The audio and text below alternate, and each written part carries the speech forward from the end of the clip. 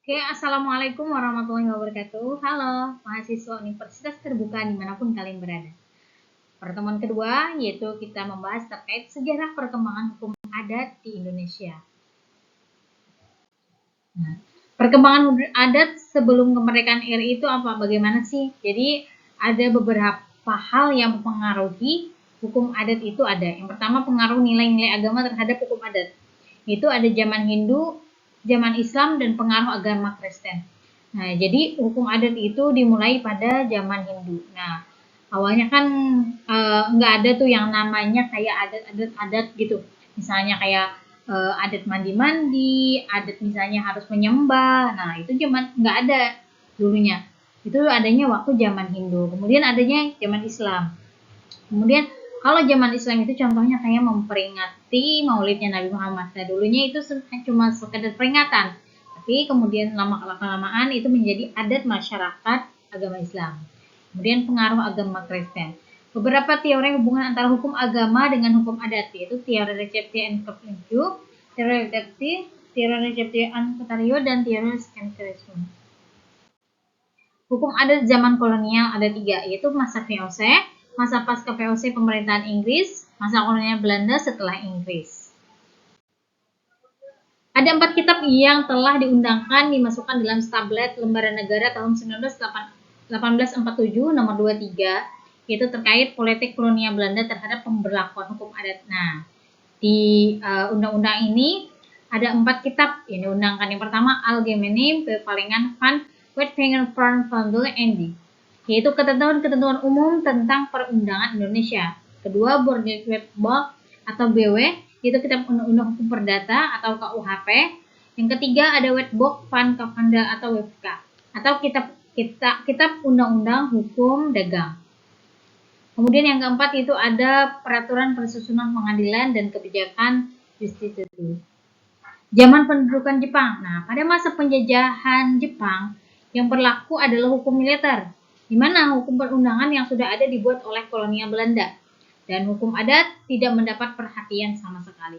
Dan pada zaman ini, hukum militer Jepang yang diberlakukan pada penduduk pribumi, hukum adat sama sekali tidak dibicarakan pada zaman ini. Nah, proses perkembangan hukum adat itu seperti apa sih? Nah, jadi ada beberapa prosesnya. Nah, jadi setelah proklamasi kemerdekaan Republik Indonesia, sejauh mana pengakuan hukum adat di kalangan penyelenggara negara? Yang pertama pada era penetapan Undang-Undang 1945, yang kedua ada era Orde Baru, dan yang ketiga ada era reformasi. Nah, di sini hukum adat itu berkembang, jadi ada 3 era.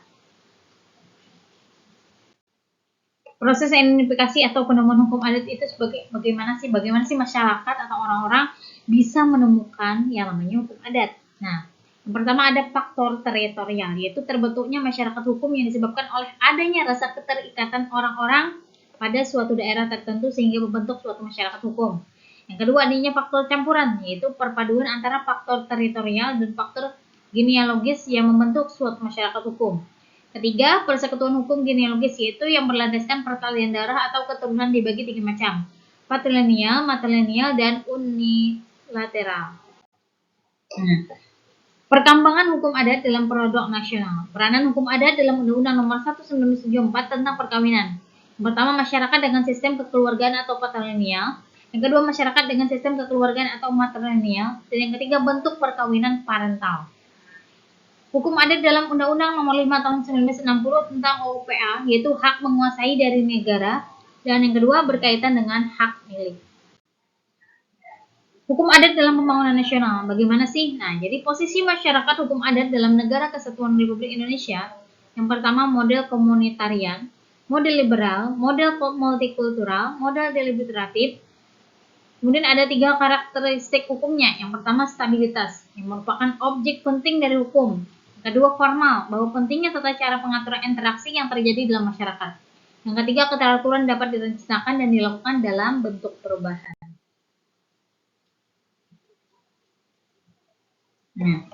Hukum adat dalam pembangunan. Hukum tidak tertulis atau hukum adat dilandaskan pada proses interaksi dalam masyarakat, yang kemudian berfungsi sebagai pola untuk mengorganisasikan serta memperlancar proses interaksi tersebut.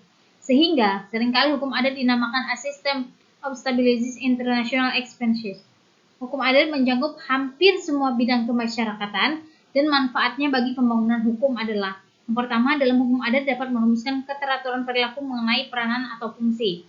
Yang kedua, dalam hukum adat, perilaku-perilaku dengan segala akibatnya dirumuskan secara menyeluruh, terutama untuk perilaku menyimpang dan dengan sanksinya yang negatif.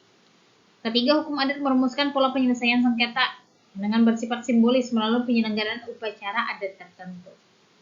Nah, mungkin untuk lebih jelasnya teman-teman bisa baca di materi yang sudah saya sematkan di link. Nah, itu sangat jelas, dan situ juga ada contoh-contohnya. Nah, teman-teman jangan lupa untuk selalu belajar, selalu aktif dalam diskusi, karena itu sangat penting kalian, dan jangan lupa untuk mengisi presensi. Terima kasih. Jika ada yang perlu ditanyakan, boleh informasikan ke saya. Terima kasih. Assalamualaikum warahmatullahi wabarakatuh.